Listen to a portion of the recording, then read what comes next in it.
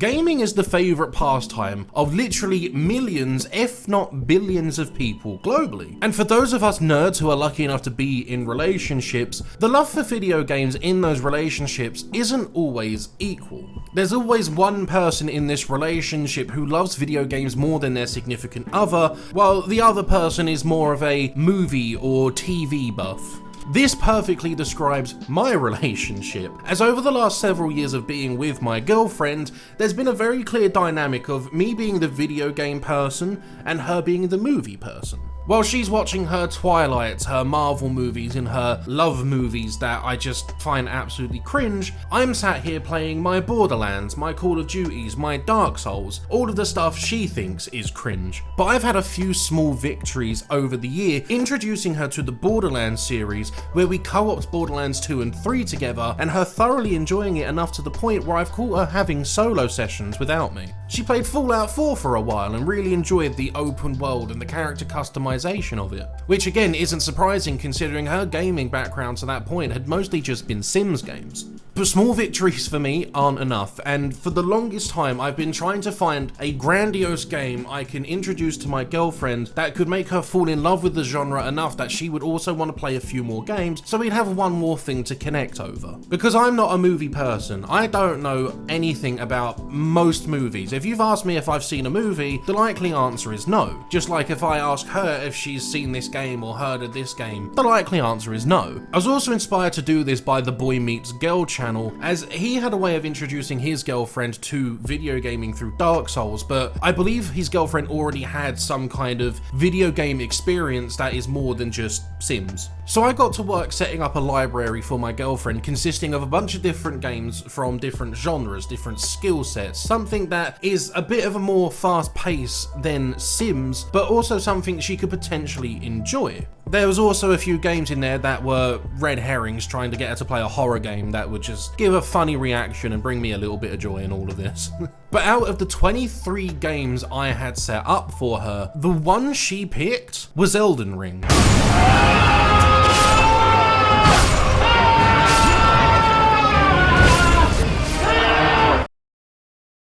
And this is because over the last few weeks, I finally got my hands on Elden Ring and started playing through it with the ultimate goal of getting all of the achievements and probably coming back to the game in a few months. She knew it was part of the Dark Souls series, so she knew there was going to be times where I would get angry or rage quit. I'll start calling the game bullshit and making excuses for my own ineptitude. But nevertheless, she thought it'd be an interesting game to play, and I agreed. So one evening, we sat down and we loaded up Elden Ring, where we were greeted with the character creation, and this was the first roadblock we hit that was a real major time sink for my girlfriend. In Boy Meets Girl's video, he joked about how his girlfriend found a character creator and spent hours in there and was using that as a replacement for character creation in The Sims. And I passed that off as a funny joke. That was until we spent 45 minutes in the character customization menu adjusting the nose and lips of her character because they weren't puffy enough and the nose wasn't narrow enough. So after the character creation boss, we were plonked in the beginning area of the game, and smartly, my girlfriend decided that the tutorial area would likely be a smart way to start things off. This was until I realised I had the tutorial messages turned off, so for her, this was just a really easy beginning tunnel. Even though I offered to turn the messages back on, she just refused outright and decided to plough through the area, killing everything she came up against, meaning she wasn't learning the controls, she wasn't learning lock-on, she wasn't learning dodge. She only learned to backstab because I told her about it in the area where, well, they teach you to crouch and backstab. And, to her credit, she did beat the Soldier of Godric on her second attempt, but that was just from the fact that she has some of the most outrageous R1 spam I have ever seen. As soon as the Soldier of Godric got in striking range, she was hitting mouse 1 at least 180 clicks a second. Like, I thought she was going to put a hole in my mouse.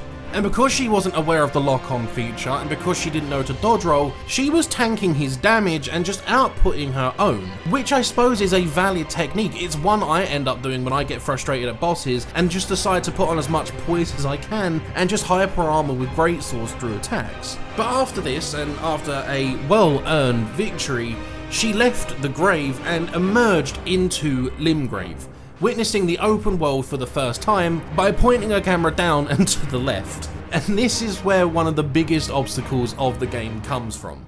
It was her control with the camera.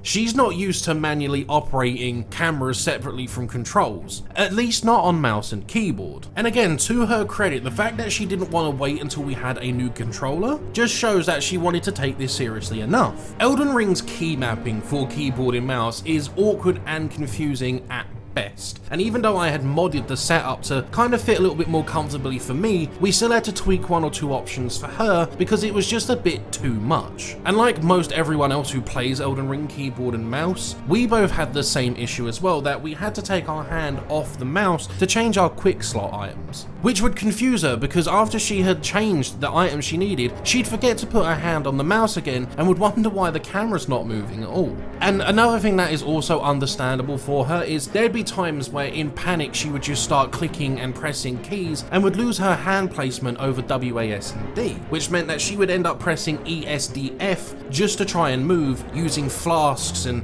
other items, like just only moving right. I understand that was an issue we all come up against when we first learned to play keyboard and mouse, so it was kind of cathartic to see someone else go through that. Now, I didn't put her in Limgrave just to do some aimless wandering and see how long she'd survive, because she wouldn't survive long at all. Instead, I set her a goal which seems kind of impossible for her in the nicest way possible, and that was to defeat Margit. A lot of beginner players and even some Souls veterans really struggled with Margit in their first few attempts, if not going on 10-20 attempts. So in my mind, the minor field bosses she might come up against would substitute the storyline bosses. Instead of Godric, Godfrey and Gideon, the 3 Gs, she would get Tree Avatar, Tree Spirit and Tree Sentinel, all the trees. And Margit would in this case act as a Radagon or Elden Beast for her to overcome. It would be her final boss. But I was forgetting one key thing my girlfriend does whenever she's playing a game that is not Sims, or at least does not have me co-oping with her. She hides. My girlfriend has such a slow, methodical approach to everything, where anyone else would run up to the tree sentinel and get their face squished pretty much straight away, or would see a hollowed soldier and rush in and get ambushed. My girlfriend didn't like that tactic. She avoided the tree sentinel and went straight to the Church of Ella. And then when following the glow of grace to her next destination, she came across a couple of wandering hollow soldiers and spent about 10 minutes stalking and watching their movements before remembering that you can just go up and backstab them for a more or less instant kill this early on.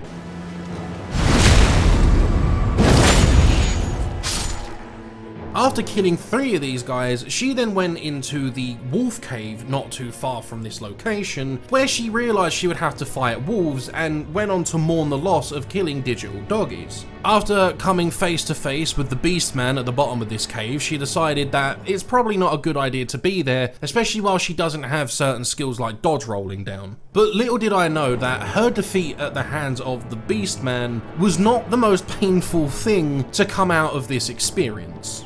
We had the gatefront ruins to get through. Applying the same tactic of sneaking up, observing enemy movement and behaviour, watching their patrol paths, isolating individuals out and taking them out silently, we spent the better part of 1 hour and 45 minutes in the gatefront ruins as my girlfriend methodically, one at a time, took all of these guys out, before dying to the hands of the big shieldy man with the spear, realising that enemies respawn upon death, and doing it all over again.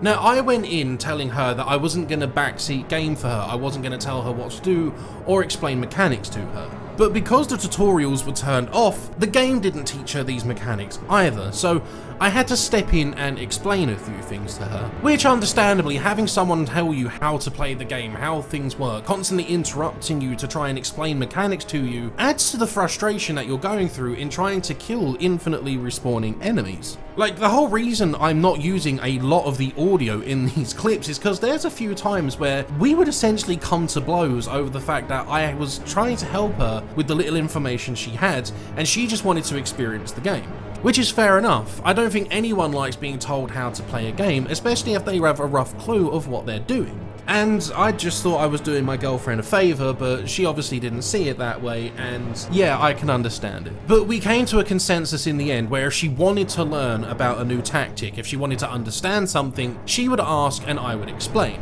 And the fact that we're 10 minutes into this video should highlight one of the issues I have when it comes to explaining things. I'm an over-explainer. For some reason, I struggle with whittling things down to small, simple details. This whole explanation could have been done with maybe 2 or 3 minutes worth of your time. But for some reason, and I don't know if it's linked to my ADHD, I struggle with keeping things simple and need to go into all of the details, all of the side stuff and ramble. Kind of like what I'm doing now, so we'll get back to the gameplay.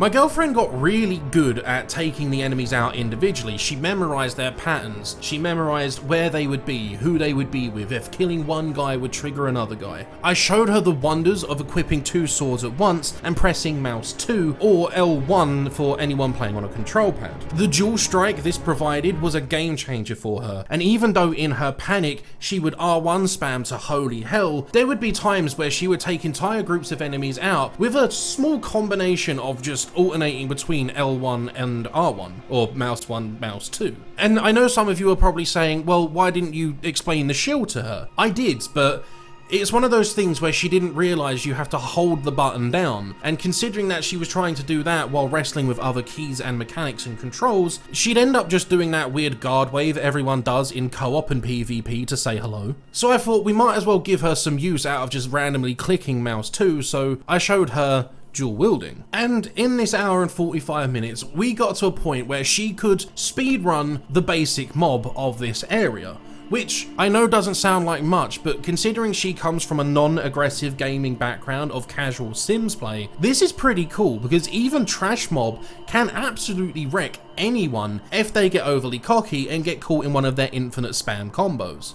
She even got to a point where she was able to take the shield guy out, albeit that was with spirit summons, but that's an intended mechanic of the game, and once she realised she could do that and had some kind of backup, her confidence was boosted to the point where she wasn't hiding in bushes and behind walls. She was actively approaching enemies, even in some new areas when she retreated and went towards Eastern Limgrave. I explained the basic mechanics of leveling to her, how each stat affects certain things like your health and your damage output, and she got to work leveling up a fair few times on her own. She picked up the greatsword in one of the coffin wagons outside the gatefront ruins and decided that she wanted to try and equip that weapon. So she put her first few stats into vigor and then put her next few points into endurance and strength. Realizing she needs more practice and that the enemy variety in this game is a lot more than hollow soldiers, she decided she wanted to go and fight different enemies to get a better grips on the controls around different enemy types. She spoke about taking on the horse riders just east of the gatefront ruins, but I talked her out of that for now as she wasn't really keen on riding Torrent. She decided that instead of recording more footage of the gatefront ruins, we'd keep the camera off for a little bit so she can get some more practice in and head off to a different environment.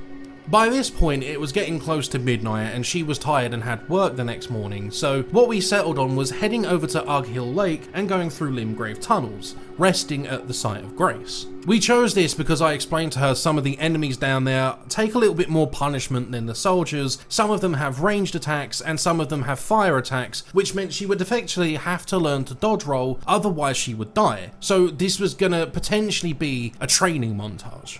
But if you guys want that training montage and to see how my girlfriend progresses over the course of playing Elden Ring, let me know down in the comments below, like the video and subscribe, and we'll see where this journey takes us. For now, thank you all so much for watching, we'll see you next time.